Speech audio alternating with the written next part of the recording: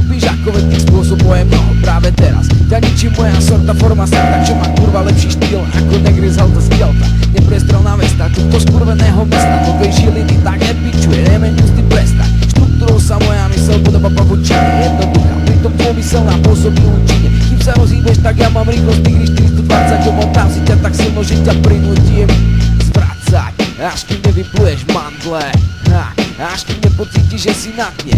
Budeš prosiť o milosť, krok za krokom, zničím tvoju skurvenú minulosť.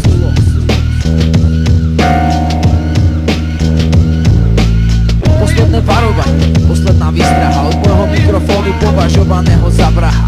Posledné varovanie, posledná výstraha od môjho mikrofónu považovaného za vraha. Posledné varovanie, posledná výstraha od môjho mikrofónu považovaného za vraha. Posledné varovanie, posledná výstraha.